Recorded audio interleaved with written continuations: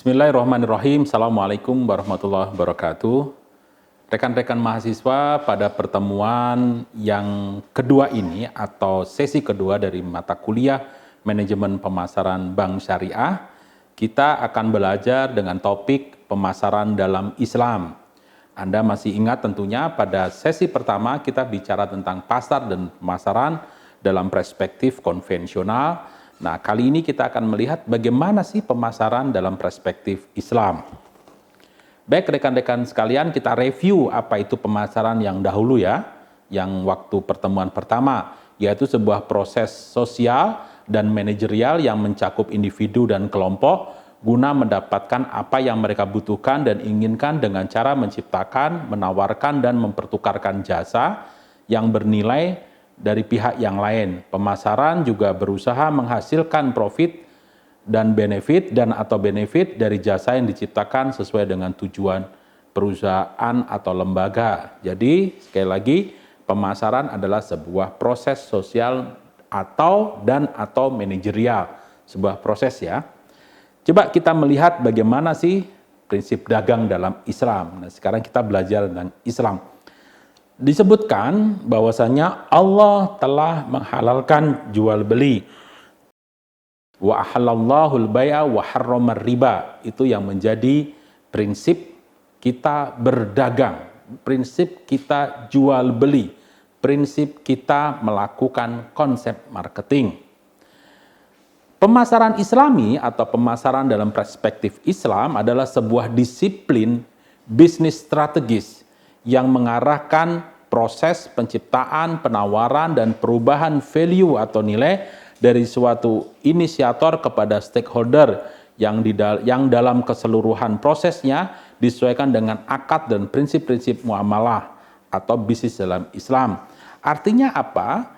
Pemasaran dalam perspektif Islam adalah sebuah disiplin atau bisnis strategi dalam rangka menciptakan values yang dihasilkan dari proses penawaran dan permintaan yang dibingkai atau di atas platform akad-akad Islam atau di atas platform nilai-nilai Islam yang tertuang dalam Maqasidus Syariah. Ini yang disebut dengan prinsip-prinsip Islami. Rekan-rekan mahasiswa mungkin Anda masih ingat dengan kaidah usuliyah yang menyebutkan al-aslu fil asya'i al-ibahah hatta yadulad dalil ala tahrimihi. Artinya apa? Pada prinsipnya seluruh aktivitas muamalah seperti pemasaran ini dibolehkan dalam Islam, dibolehkan dalam syara, dibolehkan dalam syariat Islam sampai ada dalil yang mengharamkannya. Jadi artinya proses pemasaran itu sah-sah saja, boleh-boleh saja, membuat iklan, melakukan promosi, memberikan diskon, memberikan hadiah, itu boleh dalam Islam. Sampai ada dalil yang mengharamkannya. Gitu, contohnya apa? Jual beli promosi dengan promosi tapi melakukan tipu daya. Promosi yang mengandung unsur tipu daya. Promosi yang mengandung unsur spekulasi. Dan lain sebagainya. Itu pasti diharamkan. Semoga rekan-rekan bisa memahami sampai di sini. Selanjutnya kita melihat karakteristik dari pemasaran Islam. Kita lihat apakah ada sih perbedaan antara karakter pemasaran bank syariah, karakter pemasaran konvensional dengan karakter pemasaran dalam Islam. Jawabannya adalah pasti berbeda. Pasti ada perbedaan antara karakter pemasaran konvensional dengan karakter pemasaran Islam. Kita lihat bagaimana karakter pemasaran Islam. Pertama kali adalah didasarkan atas konsep robbaniyah atau konsep spiritualitas, konsep transendental. Jadi segalanya dikembalikan pada yang atas, yakni mengedepankan sifat-sifat religius atau diniyah yang termaktub dalam Maqasidus Syariah. Anda masih ingat apa itu Maqasidus Syariah? Maqasidus Syariah salah satunya ada apa? Hifdzuddin, hifdzul aqal, hifdzun nafas, hifdzul hurmah, kemudian hifdzul mal. Ini yang menjadi karakteristik robbaniyah atau karakteristik spiritualitas dalam konsep pemasaran Islam. Selama Maqasidus Syariah itu terpenuhi, go ahead, jalan terus pemasaran. Kemudian yang kedua didasarkan atas dasar akhlakiyah atau etika, yakni mengedepankan masalah akhlak, moral, etika dalam seluruh aspek kegiatannya. Pemasaran dalam Islam tentunya tidak menghalalkan segala cara. Pemasaran dalam Islam didasarkan atas etika-etika Islam, ya kan? Karena Islam merupakan satu sistem yang tidak terlepas dari sistem tauhid, sistem Islam atau syariat, kemudian adalah sistem akhlak. Nah, jadi ada etika dalam kegiatan pemasaran. Kemudian yang ketiga, karakteristik pemasaran Islam didasarkan ada al-waqi'iyah atau disebut dengan realistis, yaitu konsep pemasaran yang fleksibel sebagaimana keluasaan dan keluasan syariah Islamiyah dalam melandasinya. Artinya apa? Kalau saat ini seluruh pemasaran menggunakan konsep media, penggunaan media sosial, menggunakan teknologi informatika, maka pemasaran Islam juga melakukan hal yang sama. Mungkin dulu pemasaran Islam sangat amat simpel. Orang mengenalkan produk-produk bank syariah sebagaimana contoh melalui presentasi, datang ke pengajian, mengirimkan brosur, kemudian membagikan informasi dalam bentuk pamflet dan lain sebagainya. Sekarang sudah tidak diperlukan seperti itu. Sudah cukup mainkan jari Anda di atas gadget Anda, maka itu disebut dengan pemasaran. Jadi sangat fleksibel dan realistis. Kemudian yang keempat adalah humanistis atau al-insaniyah, yakni mengedepankan sifat-sifat humanisme yang sifatnya universal, di mana sifat kemanusiaan itu terjaga dan terpelihara. Contohnya misalnya sifat-sifat humanisme yang sifatnya universal itu adalah tolong menolong. Itu semua agama, semua etnis, semua ras itu memiliki kecenderungan untuk menolong. Itu salah satu hal yang disebut dengan humanistis, gitu kan.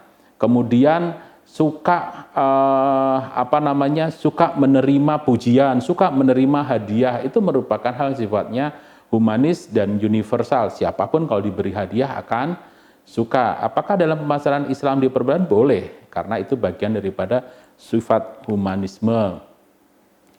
Kemudian kita melihat, setelah kita belajar tentang bagaimana karakteristik, kita akan melihat tentang prinsip-prinsip pemasaran Islami.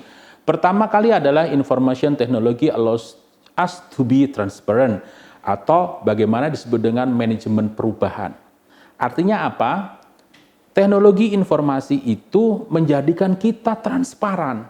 Kita nggak bisa menjual sesuatu seperti menjual kucing dalam karung. Karena apa? Keterbukaan informasi ini akan membuat semuanya itu transparan.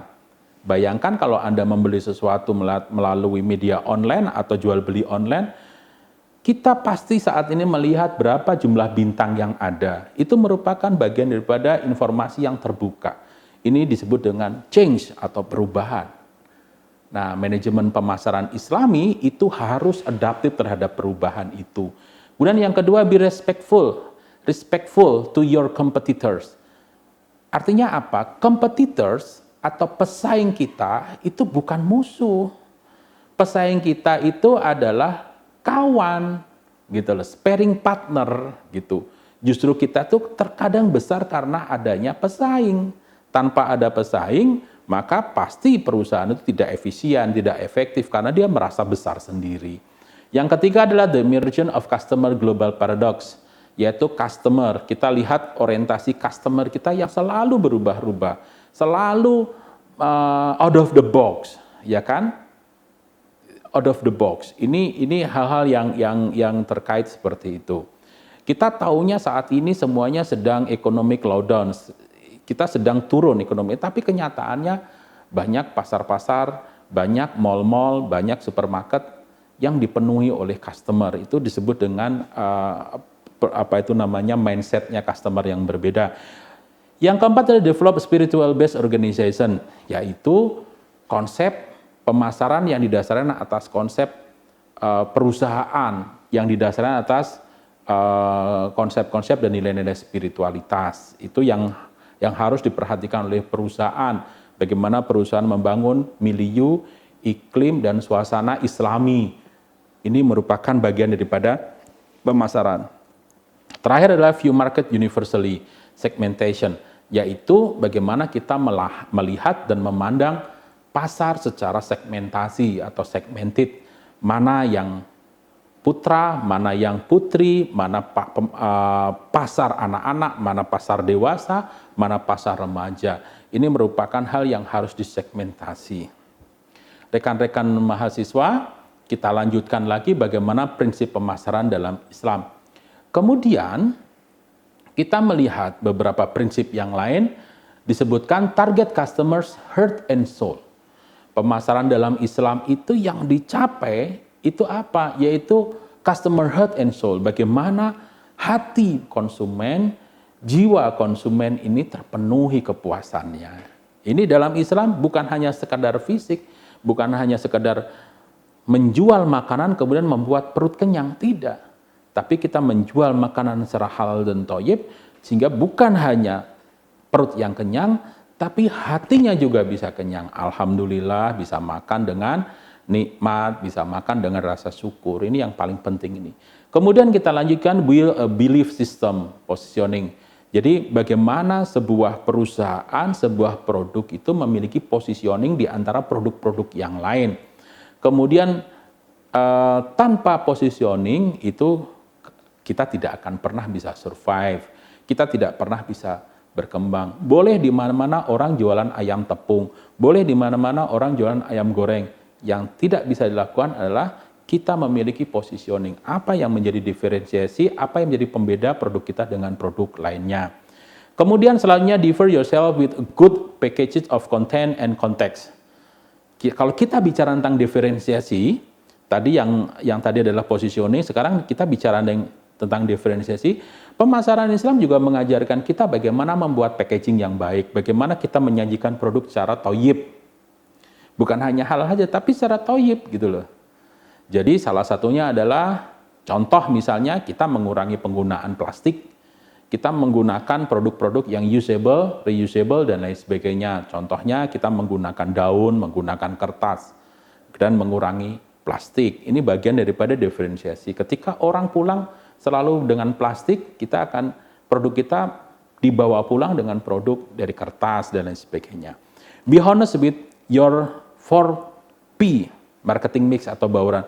Kita harus jujur dengan 4 bauran produk, yaitu produk, price, kemudian place, kemudian promotion. Kita harus jujur semuanya, produk kita, spesifikasinya bagaimana, price harganya berapa, kemudian place jualannya di mana, jangan sampai hari ini kita jualan di tempat ini, besoknya sudah nggak ada lagi. Kita harus jujur dengan segalanya.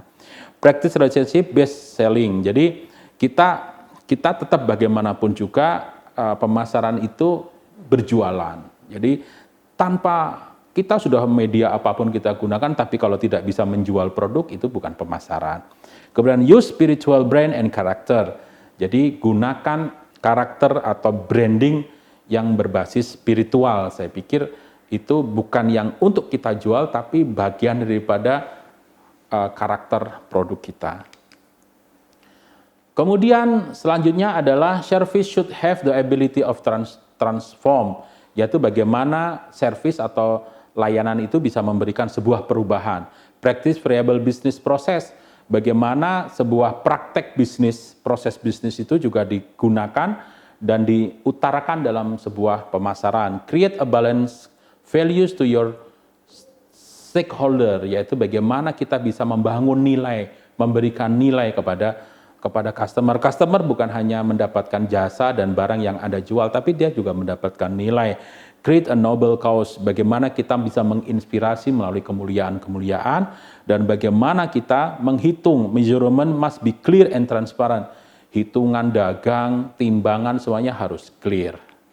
Kemudian, bauran pemasaran dalam Islam diantaranya adalah pragmatism and product, jadi dia harus jelas produknya. Kemudian pertinent and promotion, berarti kegiatan promosi harus tepat sesuai dengan apa adanya. Kejujuran merupakan salah satu. Kemudian valuation and price, memberikan harga yang dapat diterima oleh pasar melalui pemberian diskon, potongan harga, hadiah, dan lain sebagainya. Kemudian peer support and people, yaitu menjaga hubungan kepuasan dan konsumen. Selanjutnya pedagogi and physical environment, yaitu suatu produk yang didasarkan atas keberlangsungan lingkungan. Persistent and process, yaitu ketekunan dan proses, merupakan dua hal yang harus dilakukan bersama. Everything by process, tidak ada yang cepat, tidak ada yang instan, semuanya pakai proses.